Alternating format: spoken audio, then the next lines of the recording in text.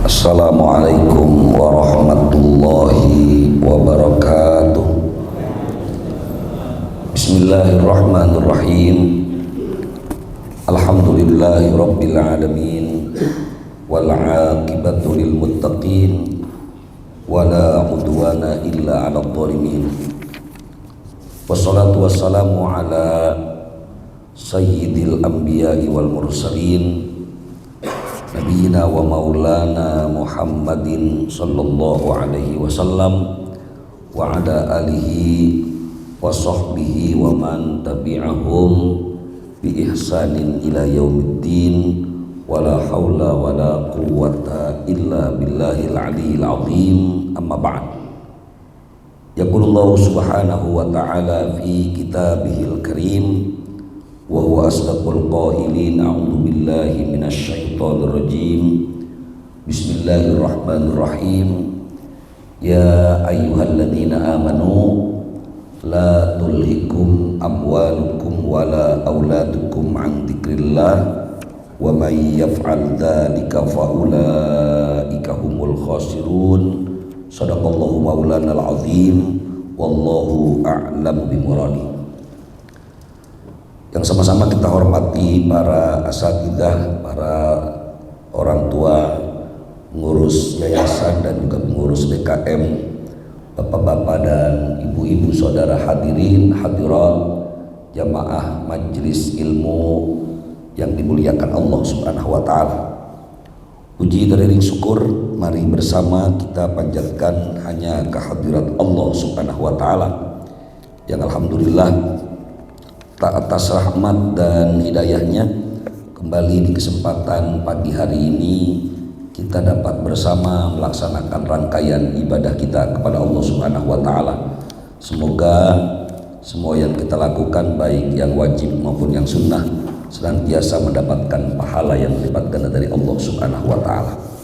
Shalawat dan salam semoga Allah Subhanahu wa taala curahkan kemaharibaan junjungan Nabi besar kita Muhammad sallallahu alaihi wasallam kepada keluarga, kepada para sahabat dan kita umatnya yang insya Allah istiqomah sampai hari kiamat nanti. Untuk menambah berkah majelis ini, mari bersama kita baca satu umul kitab suratul Fatihah. Kita bertawassul dengan bacaan Al-Fatihah kita. Semoga arwah almarhum, almarhumah orang-orang tua kita, guru-guru kita, saudara-saudara kita Allah ampuni dosa-dosanya, Allah terima segala amal ibadahnya, Allah jadikan kuburnya raudhah min riyadhil jannah. Ila hadhihi niyyah al-Fatihah.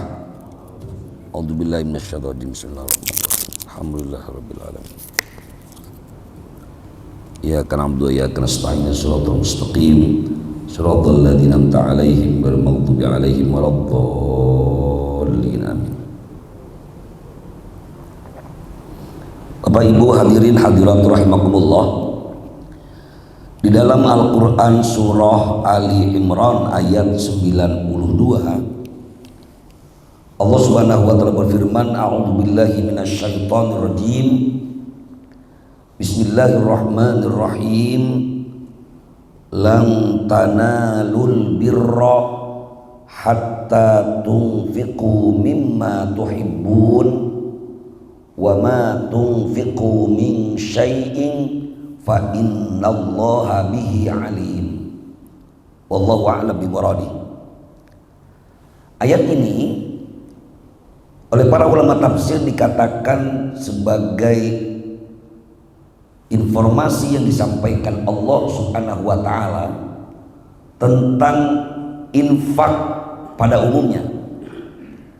Kita tahu Bapak Ibu bahwa banyak sekali ayat Allah di dalam Al-Quran yang menjelaskan tentang filantropi dalam Islam dengan redaksi yang berbeda-beda. Ada kalanya Allah menyebut dengan kata infak dan kata anfaqo yunfiku infaqon dengan segala akar katanya. Begitu juga Allah Subhanahu wa taala menyebutkan dengan kata shadaqah, sebagaimana ayat tentang zakat misalnya. Juga Allah Subhanahu wa taala sebutkan filantropi dalam Islam dengan menggunakan kata aqrada yukridu, memberikan hutangan. Maka ketika Allah sampaikan bismillahirrahmanirrahim, lan tanalul birra hatta tunfiqu mimma tuhibbun, kamu tidak akan memperoleh kebajikan hatta tunfiqu mimma tuhibbun, sampai kalian menginfakkan harta dari apa yang paling kalian cintai. Walaupun ulama menjelaskan bahwa ayat ini adalah keumuman makna tentang keistimewaan berinfak fi sabilillah, tetapi ternyata ayat ini oleh ulama dikatakan punya kekhususan tersendiri. Kenapa saya katakan punya kekhususan tersendiri? Biasanya di ayat-ayat lain ketika Allah menjelaskan tentang infak, Allah tidak menyebutkan spesifikasinya. Tapi di ayat ini Allah menyebutkan mimma tuhibbun, dari apa yang paling kalian suka, dari apa yang paling kalian cintai, dari harta yang kalian miliki. Bahkan Allah mengatakan lan tanalu, kalian tidak akan sekali-kali memperoleh albirro, kebaikan yang sejati, sampai kalian mampu menginfakkan harta dari apa yang paling kalian cintai, dari apa yang paling kalian suka, dari harta yang Anda miliki. Maka menurut ulama fikih hadirin rahimakumullah, salah satu disampaikan oleh Syekh Ahwah Az-Zuhaili bahwa ayat ini berkaitan dengan sodakoh yang spesifik, yaitu sodakoh yang kita sering sebut dengan al-waqfu, yaitu wakaf. Sebab kalau sodakoh biasa yang bukan wakaf, ini adalah sodakoh yang memang tidak memiliki syarat maupun rukun-rukun yang wajib dipenuhi. Bahkan bicara tentang sodakoh misalnya, apapun kebaikan yang kita lakukan, selama itu adalah diberikan niat ikhlas karena Allah, ini sudah dianggap sebagai bagian dari ibadah yang pasti mendapatkan pahala dari Allah Subhanahu wa taala. Tetapi ketika kita berbicara tentang mimma tuhibbun, menurut Syekh Wahba Az-Zuhaili, karena ayat ini berkaitan dengan harta yang paling kita suka,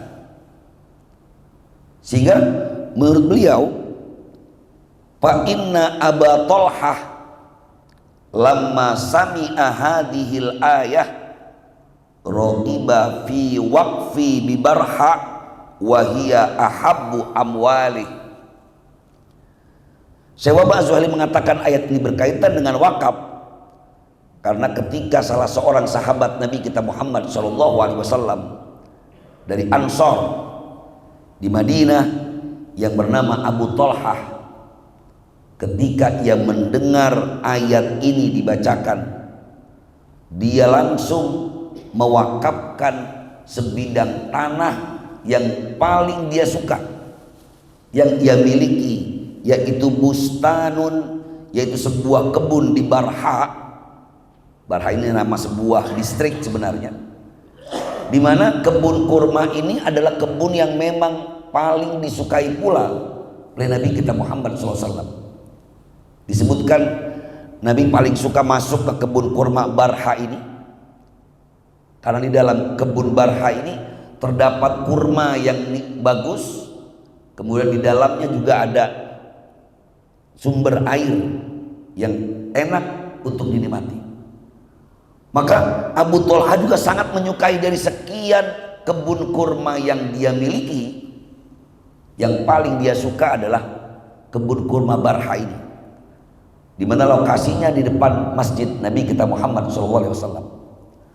Maka karena ini adalah kebun kurma yang paling dia suka, maka beliau langsung mengatakan, kalau begitu saya mewakafkan semua yang aku miliki di barha ini fi sabilillah, di jalan Allah Subhanahu wa taala. Ini yang menjadi dasar ulama kenapa makna mimma tuhibbun lebih cenderung kepada sesuatu yang paling kita suka.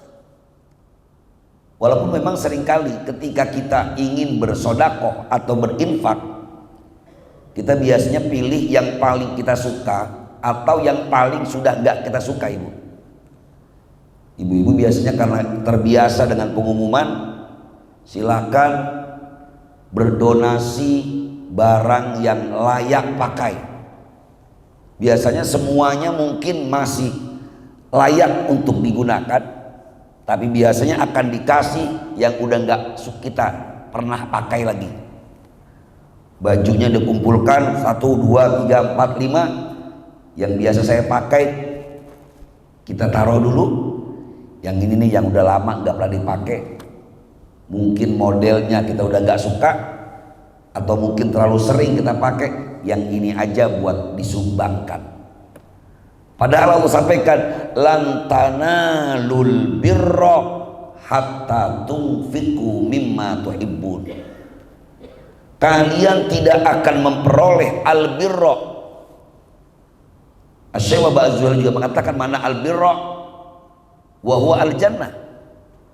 Kamu tidak akan mendapatkan surganya Allah Subhanahu wa taala sampai kita sanggup untuk memberikan sesuatu yang paling kita suka, Pak. Ini sesungguhnya ayatnya yang memberikan motivasi infak dari tingkatan yang paling tertinggi, mimma tuhibbun. Walaupun tentu saja ini tidak menafikan sodakoh yang kita berikan, walaupun bukan sesuatu yang paling kita suka. Tentunya ini juga tidak menafikan bahwa apapun yang kita sodakohkan, kita infakkan fisabilillah, selama niatnya ikhlas lillahi ta'ala, itu Allah akan terima. Dengan tegas Allah sampaikan di beberapa ayat bahwa apapun kebaikan yang kita lakukan pasti kita akan melihat balasannya dari Allah Subhanahu wa taala. Faman ya'mal mithqala dzarratin khairan yarah. Maka siapapun mereka yang beramal kebaikan walaupun hanya dzarrah itu sebesar biji sawi. Ada yang mengatakan mana dzarrah itu buntut semut ireng sing paling cuwele katanya. Saking mengungkapkan sebuah hal yang paling kecil. Ada juga yang menerjemahkan dzarrah sebuah atom sekalipun Allah pasti akan memperlihatkan balasan kebaikan itu. Tetapi ini yang tertinggi tingkatan infak adalah hatta tunfiqu mimma tuhibbun, sampai engkau menginfakkan apa yang paling kamu suka. Maka kritik pada diri kita sendiri adalah bagaimana kita mencoba meningkatkan kualitas infak kita. Justru harusnya bukan hal yang nggak kepake lagi. Sama dengan kita punya uang, biasanya kita infakkan bukan yang paling bagus nilainya. Kita akan kasih yang mungkin nilainya paling sedikit. Padahal mimma tuhibbun. Ini dalil yang pertama tentang Abu Thalha. Yang kedua, wa fi sahihain anna Umar radhiyallahu taala anhu asaba ardhan bi Khaybar. Yang kedua, ulama mengatakan bahwa mimma tuhibbun ini dicontohkan oleh sahabat Umar bin Khattab radhiyallahu anhu, di mana Umar radhiyallahu anhu memiliki sebidang tanah di Khaybar. Faqala ya Rasulullah ma ta'muruni fiha. Ya Allah, apa yang kau perintahkan kepadaku pada tanah yang aku miliki di Khaybar ini? Apa kata Nabi kita Muhammad sallallahu alaihi wasallam? Faqala in syi'ta habbasta aslaha wa tasaddaqta biha.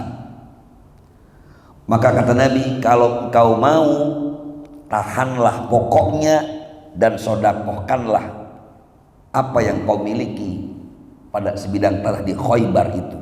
Fatasaddaqo biha Umaru ala alla yuba'a asluha wala yuhabu wala yurathu. Maka Umar bin Khattab menyodakohkan tanah yang dimilikinya, namun dengan catatan tidak boleh dijual, tidak boleh dihibahkan, tidak boleh pula diwariskan. Maka ini menjadi dalil bahwa mimma tuhibbun, infak yang paling tertinggi adalah dari infak yang sunnah tidak lain adalah wakaf lillahi ta'ala. Bahkan lagi-lagi Syekh Wahbah Zuhairi rahimahullah ketika mengungkapkan hadis yang sangat masyhur yang diriwayatkan oleh Imam Muslim, qala Nabi sallallahu alaihi wasallam, idza mata ibnu Adam in qata'a amaluhu illa min thalathin. Ini hadis yang sangat masyhur. Kata Nabi, apabila manusia meninggal dunia maka putus seluruh amalnya, illa min thalathin, kecuali 3 hal. Yang pertama, shadaqatin jariyatin aw ilmin yuntafa'u bihi aw waladin salihin yad'u lah. Yang pertama kata Nabi adalah sedekah jariyah. Jariyah berarti sedekah yang mengalir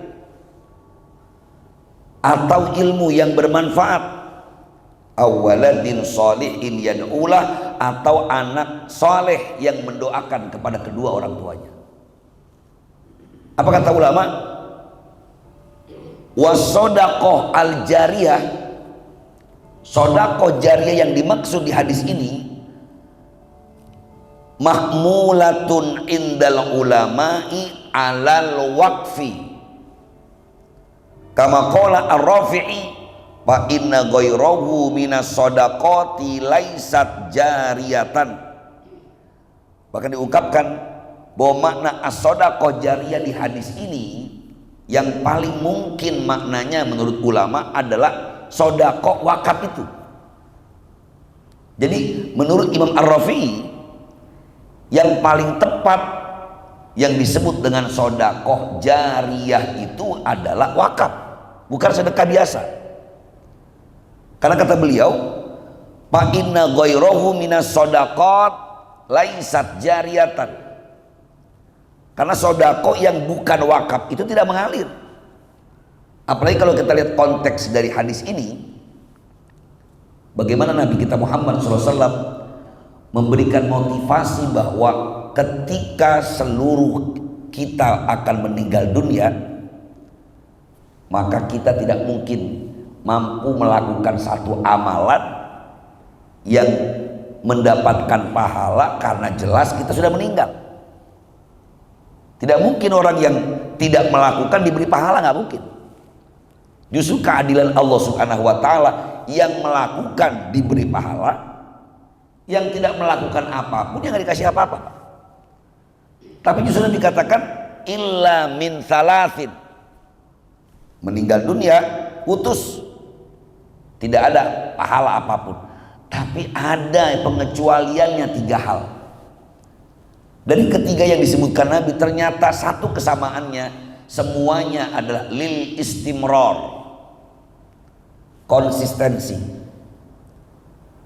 Bagaimana Nabi katakan sedekah jariyah, ilmu yang bermanfaat, anak yang soleh, ternyata makna di sana adalah ketersinambungan amalan. Kita mulai dari yang terakhir dulu. Ketika Nabi menyebutkan waladin sholihin yad'ulah, anak yang soleh yang mendoakan kepada kedua orang tuanya. Karena ketika orang tuanya meninggal dunia, anak yang soleh ini terus menerus mendoakan orang tuanya. Pertanyaan saya kepada kita semua orang tua, yang disebut anak soleh itu apakah yang mendoakan orang tuanya sekali atau berkali-kali, Pak? Kita pasti sepakat. Gak mungkin anak soleh itu cuma ngedoain orang tuanya ketika udah meninggal, Allahumma gfir lahu warhamhu wa'afihi wa'fu, sekali-kalinya. Tentu kita akan mengatakan dia belum anak soleh namanya. Tapi anak yang soleh adalah ketika orang tuanya meninggal dunia, doanya nggak pernah putus. Setiap habis sholat dia panjatkan kepada Allah, Allahumma gfirli wali walidayya warhamhuma kama rabbayani shaghira. Rabbana gfir lana wa li ikhwanina alladziina sabaquna bil iman. Ya Allah, ampuni dosa-dosa saya, dosa kedua orang tua saya. Ini menunjukkan bahwa apa yang ia lakukan terus menerus. Ini tentang awal as-salihin jada'ula. Yang kedua, awa ilmin yuntafa'u bih, ilmu yang bermanfaat.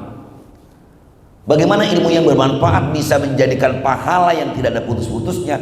Karena ilmu yang dimaksud adalah ilmu yang diajarkan kepada orang lain, kemudian yang diajarkan, mengajarkan kembali kepada orang lain terus menerus sampai hari kiamat.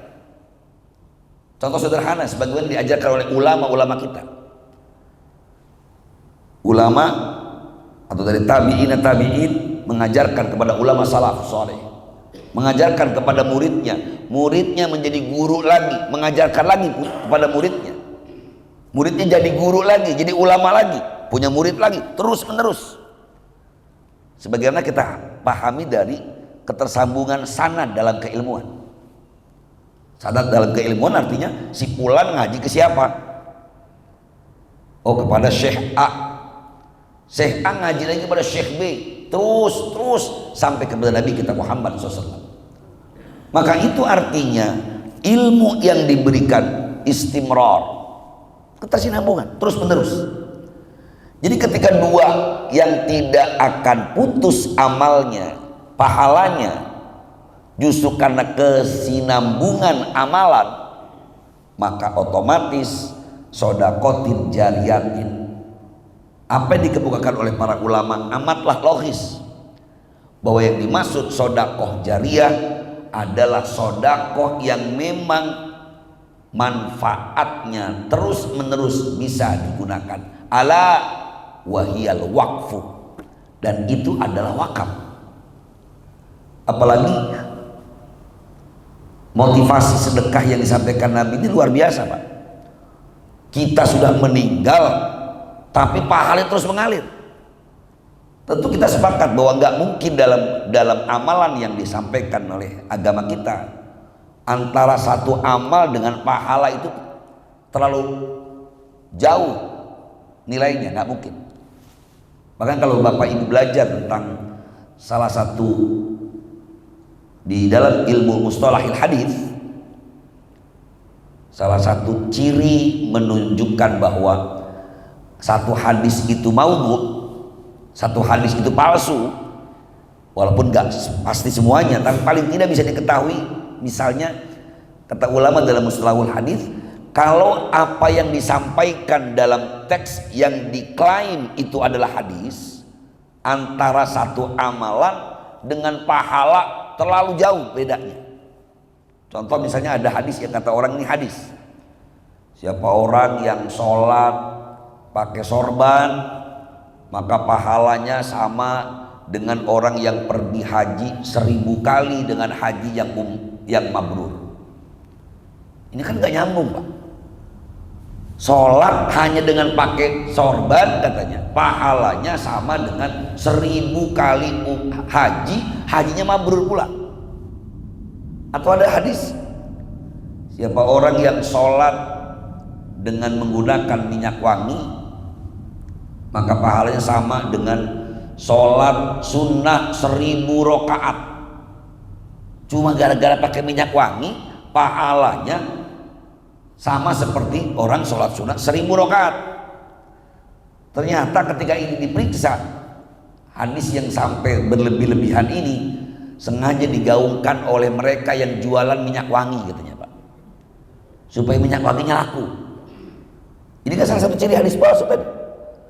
Maka tidak mungkin Rasulullah menyebutkan ketika manusia meninggal dunia putus seluruh amalnya. Ada amalan yang terus menerus pahalanya mengalir. Kalau cuma sodakoh yang biasa kita taruh misalnya di kotak amal 2000 itu sama dengan sodakoh jariyah. Walaupun tadi saya katakan saya tidak menafikan pahala bagi orang yang berinfak walaupun sisa uang tadi. sisa uang parkir, sisa kembalian belanja. Bukan berarti tidak ada pahalanya, tidak. Tetapi ini bukanlah hatta tunfiqu mimma tuhibbun. Bukan sesuatu infak dari harta yang paling disukai.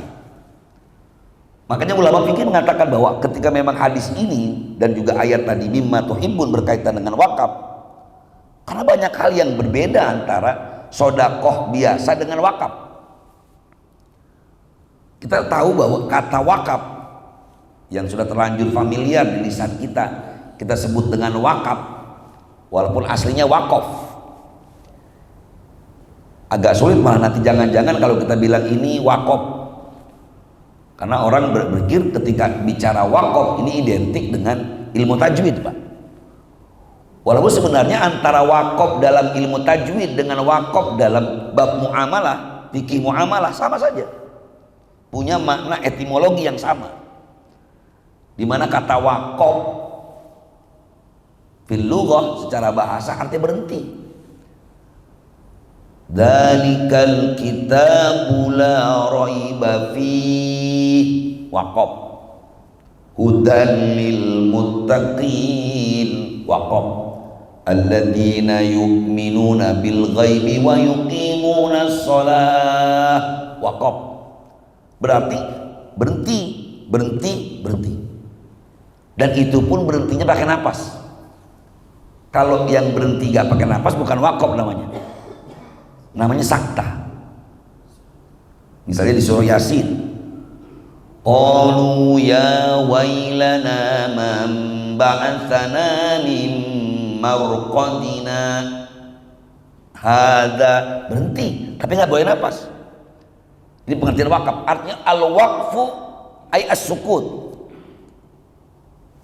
Yang disebut dengan wakaf itu adalah berhenti.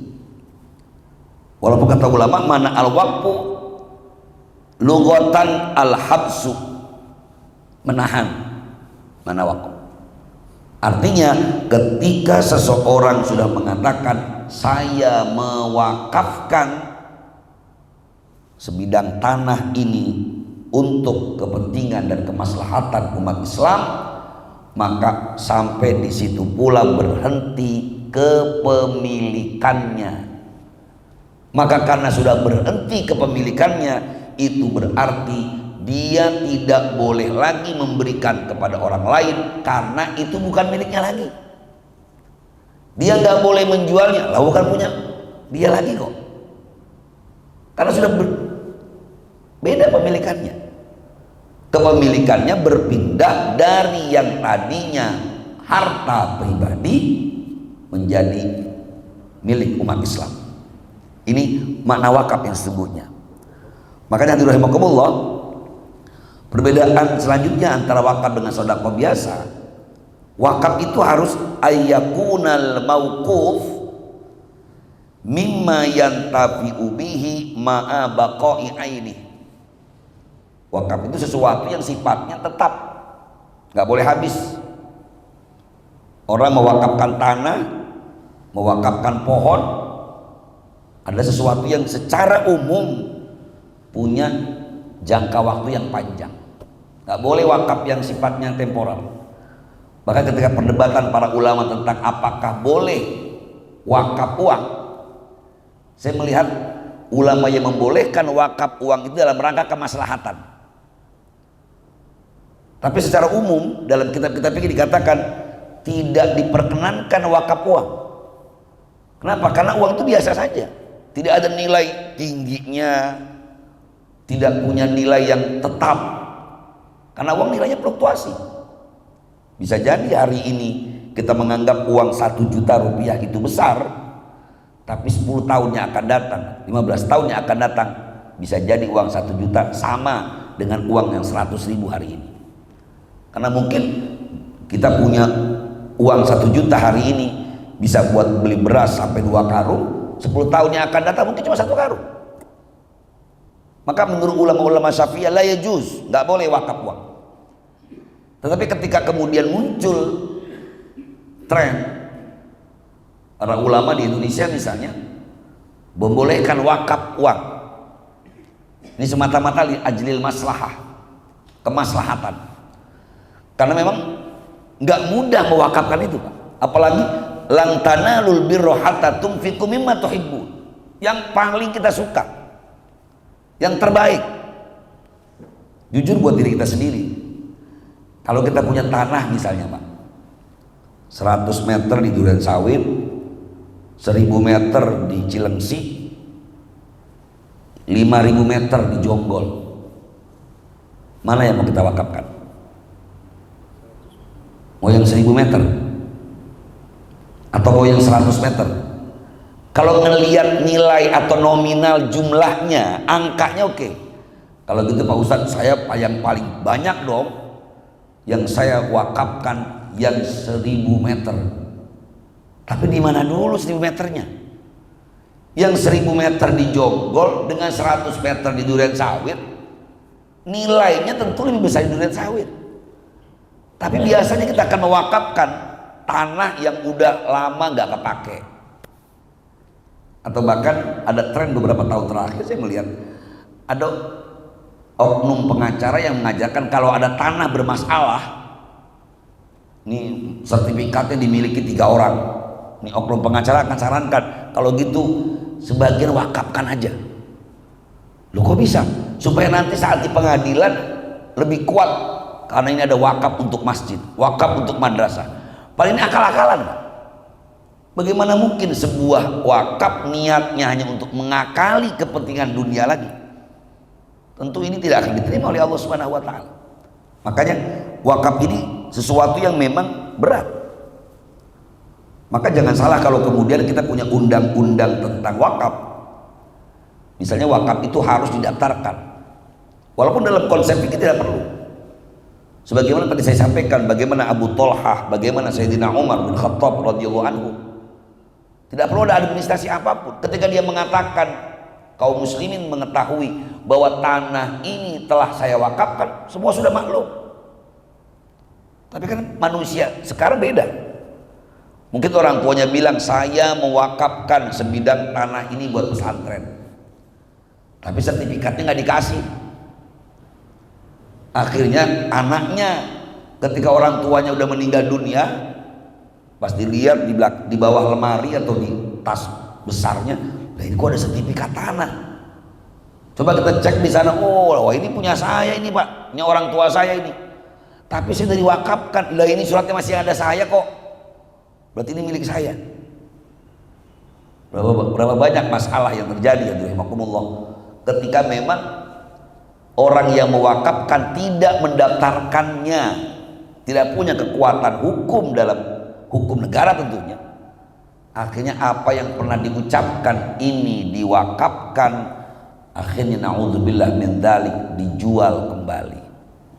Padahal jelas wakaf itu berhenti, sama saja dia telah menjual hak orang lain yang bukan miliknya. Berdosa tentu. Kemudian wakaf juga beda dengan sedekah. Karena wakaf itu harus ada ijab dan qabul atau sigot.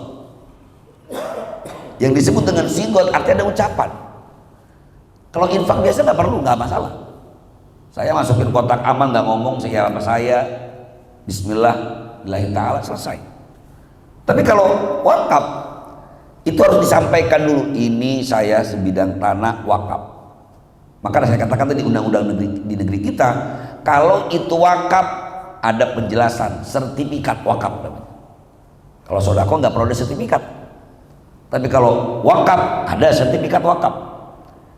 Karena memang dari awal saya katakan lan tanalul birra hatta tunfiqu mimma tuhibbun. Maka karena memang ini harta yang paling kita cintai, maka apa yang diwakafkan ini selesai sudah.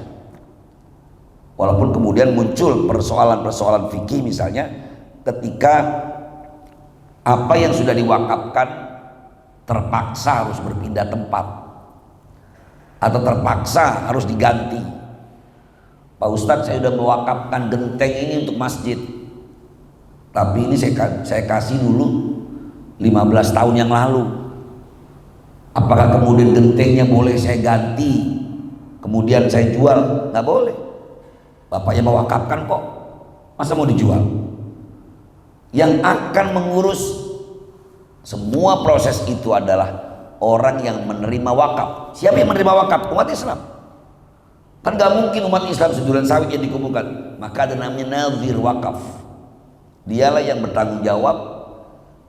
Kalaupun sebuah barang yang kita anggap sudah lama atau modelnya udah nggak bagus lagi, ada yang wakafin karpet, tapi kok ke karpetnya sudah ketinggalan zaman, misalnya modelnya, silakan. Selama itu kemudian dikembalikan kembali kepada nazirnya, kepentingan umat Islam, nggak ada masalah. Sebagaimana orang atau para ulama-ulama, di antara ulama-ulama Syafi'iyah, membolehkan pengalihan sebidang tanah wakaf jika ingin mendapatkan kemaslahatan yang lebih besar.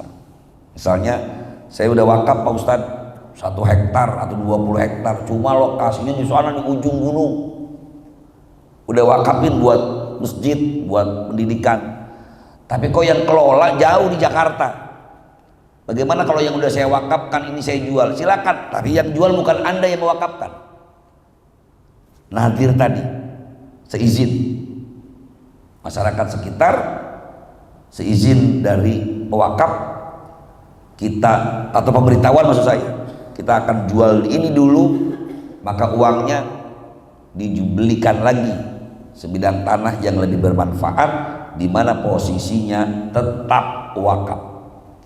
Jika tidak boleh diwariskan, tidak boleh diberikan kepada orang lain.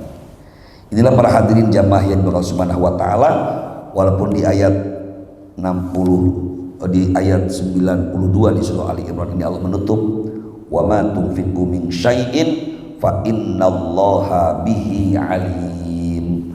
Apapun yang engkau infakkan, fa innallaha bihi alimun, sesungguhnya Allah Maha mengetahui. Kalaupun kita belum sanggup untuk yang mimma tuhibbun, karena saya katakan tadi kita harus pilih yang paling kita sukai. Kalaupun ini nggak sanggup, wa ma tunfiqu min syai'in, apapun kebaikan atau infak yang kita berikan, fa innallaha bihi alimun, Allah Maha mengetahuinya. Semoga ayat yang kita baca di kesempatan pagi hari ini dapat kita amalkan dan menjadi motivasi kita untuk memahami perdebatan atau persoalan fikih dalam masalah al-waqfu atau wakaf. Akhirnya sekedar itu yang dapat saya sampaikan. Terima kasih dan mohon maaf, dan seperti biasa mungkin ada hal-hal yang ingin didiskusikan atau ditanyakan, saya persilahkan. Hadanallahu wa iyyakum ajma'in. Assalamualaikum warahmatullahi wabarakatuh. Ya, silakan. Ya. Kadang-kadang nazirnya ini kesulitan, hanya tadi yang saya bilang dikasih tanah tapi yang tidak produktif gitu kan. Jadi dan juga ada kasus misalnya ini tadi sebuah sekolah madrasah yang tanahnya diwakafkan, tapi karena perkembangan kota udah nggak ada murid gitu. Ya. Akhirnya dijual tanah ini, tapi dibikinkan lagi katakanlah pesantren di pinggir kota yang akhirnya bisa dapat lebih besar. Ya. Jadi ada penyelenggara wakaf ini yang tadi menjual tanah tidak produktif, kemudian disatukan dengan tanah yang produktif, katakanlah dibangunkan bangunan atau ada yang bangunan itu pendapatannya untuk sepanjang tidak diambil katakanlah oleh pewarisnya ataupun oleh penyelenggaranya, kan menjadi hal yang produktif bisa. Ya. Ya, menarik sekali. Saya katakan tadi bahwa itulah pentingnya bagaimana apa yang kita berikan bermanfaat untuk orang lain. Kita terkadang berpikir yang penting saya sodakoh, yang penting saya wakaf, tidak memikirkan ini produktif atau tidak. Maka apa yang digalakkan oleh tokoh-tokoh agama kita bahwa yang terbaik adalah wakaf produktif agar ini manfaat. Sebagaimana yang dilakukan oleh Abu Talhah kaum Ansor yang menyerahkan kebun kurmanya, sebagaimana Umar bin Khattab radhiyallahu anhu menyerahkan tanah di Khaybar. Ini menjadi sebuah tanah yang manfaatnya luar biasa, Pak. Kurmanya dimanfaatkan oleh masyarakat, airnya diambil untuk masyarakat. Maka ini menjadi hal, kemudian menjadi istilah wakaf produktif. Jangan malah kita mewakafkan tadi walaupun 1 hektar, tapi tempatnya misalnya tanahnya nggak dikelola, tidak menjadi manfaat. Maka hukum membolehkan ketika memang ini karena mungkin buat sekolah, buat madrasah, tetapi karena mungkin sekitar masyarakatnya sudah tidak lagi, karena masyarakat perkotaan, masyarakat yang semuanya perkantoran misalnya di tengah kota, di mana rata-rata semuanya perkantoran. Misalnya ada tanah wakaf 100 meter di daerah Jakarta Selatan misalnya. Kalau itu tidak manfaat atau paling tidak begitu manfaat, silakan saja. Banyak kasus sebenarnya. Beberapa kali misalnya pesantren di Jakarta, karena wilayah semua perkotaan, nggak apa-apa.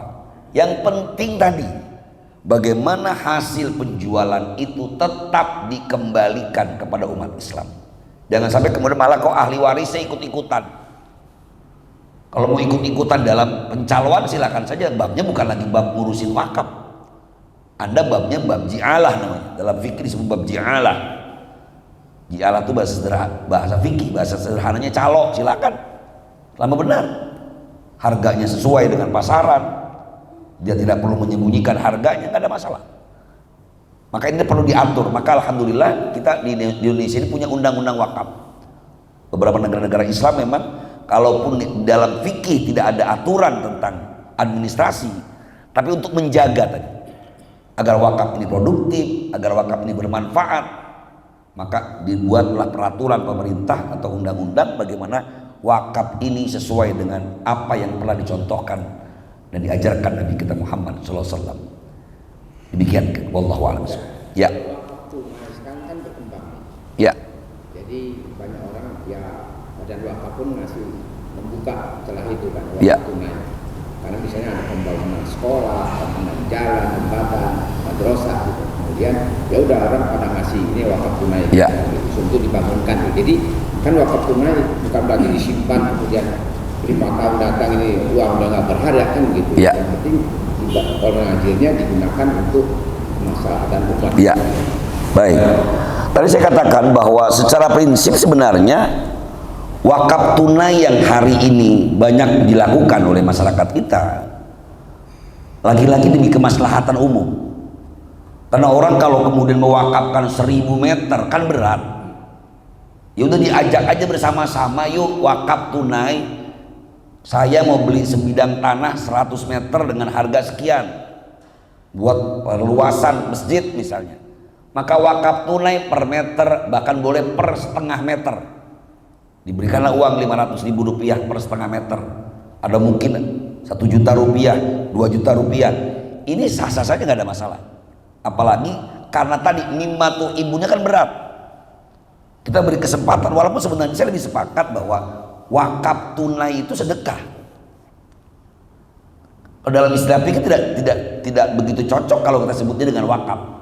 Cuma untuk lebih bagaimana menggiatkan semangat orang untuk bersedekah, maka dibuatlah kalimat wakaf tunai. Walaupun dari beberapa kita perhatikan dari literatur kitab fikih klasik, ini belum disebut dengan wakaf sebenarnya. Apalagi apa yang pernah dilakukan oleh para sahabat, tidak seperti itu wakaf. Cuma lagi-lagi untuk bagaimana memotivasi orang, maka menjadi wakaf tunai, wakaf produktif.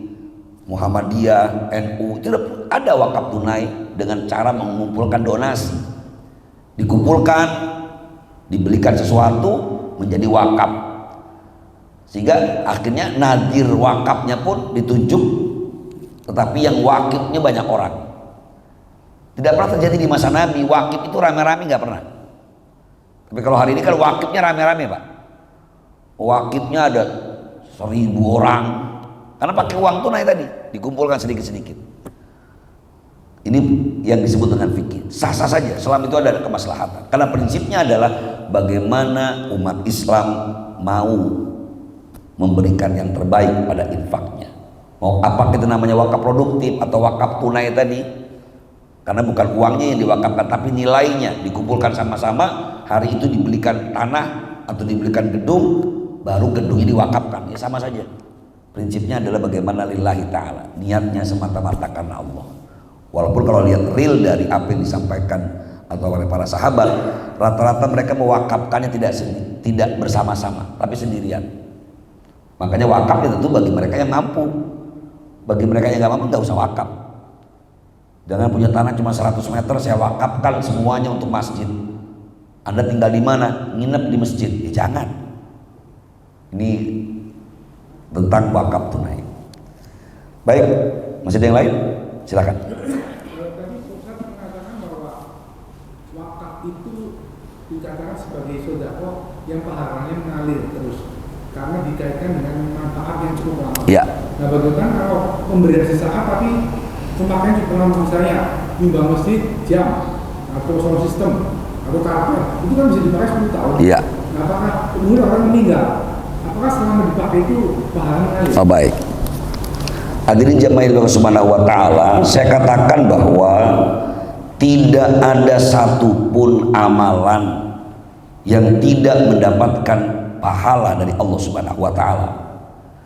Ulama mengatakan bahwa hadis Nabi tentang sodakotin jariyatin ini, apa yang disebutkan Kanjeng Rasul ketika manusia meninggal dunia putus seluruh amalnya kecuali 3 hal. Yang pertama sodakoh jariyah. Menurut pandangan Imam Ar-Rafi'i, sodakoh jariyah yang dimaksud adalah wakaf. Bagaimana orang yang mau sodakoh masjid, karpet misalnya, yang dipakai untuk hal yang terus menerus, maka sebenarnya ini afdolnya diniatkan sebagai wakaf. Saya mau mewakafkan karpet ini untuk Masjid Al-Hikmah. Saya ingin mewakafkan podium ini untuk Masjid Al-Hikmah. Jadi akadnya adalah wakaf. Biar kita bisa mendapatkan pahala dan nilai yang lebih. Walaupun kalau pertanyaannya apakah ini pahalanya putus Pak Ustadz? Tidak. Selama itu dimanfaatkan untuk orang lain, insya Allah kita tetap mendapatkan nilai pahala itu. Cuma beda dari niatnya. Kalau niat tadi pertama cuma sedekah biasa saja, tapi yang ini niatnya wakaf, tentu nilainya akan lebih tinggi di hadapan Allah Subhanahu wa taala, karena wakaf tadi masuk kepada pahala yang terus mengalir sampai kita meninggal dunia. Jadi kesimpulannya semuanya tergantung niat.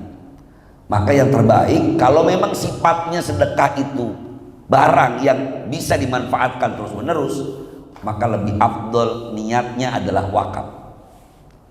Pak Ustadz, saya mau sodako 1 asrama santri ini saya yang bangun semua, tapi saya sodako, nggak apa-apa. Apakah pahala itu terus mengalir? Pahalanya mengalir insya Allah, tetapi diakadkan wakaf lebih baik. Jadi yang saya maksud bahwa makna sodakotin jari di hadis Nabi tadi, ulama mengatakan maknanya adalah wakaf. Bukan berarti menafikan sodako yang lain, tidak. Sodako yang kita niatkan kemudian bermanfaat, insya Allah selama itu bermanfaat buat orang lain, ini pun pahalanya insya Allah akan terus mengalir. Karena ulama mengatakan bahwa hadis ini pertama menjadi dalil tentang wakaf, yang kedua bagaimana amalan orang yang hidup bisa bermanfaat juga buat orang yang sudah meninggal dunia. Di antaranya adalah saat kita mau sodako niat buat orang meninggal, buat orang tua kita. Apakah boleh? Boleh. Menggunakan hadis yang lain. Dalam riwayat Nabi kita Muhammad SAW didatangi seorang, ya Rasulullah, inna ummi matat. Ya Rasul, ibu saya meninggal. Apakah kalau saya bersodako manfaat sodako ini buat almarhumah? Faqala na'am. Rasul mengatakan ya. Ini menunjukkan bahwa amalan anaknya sodako niat buat orang tuanya yang meninggal dunia, ini pun manfaat buat orang yang sudah meninggal dunia.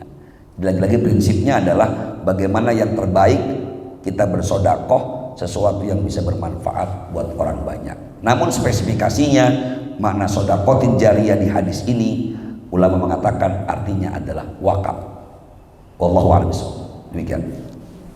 Baik Bapak Ibu hadirin rahimakumullah, mudah-mudahan pertanyaan yang diajukan dapat kita ambil manfaatnya bersama.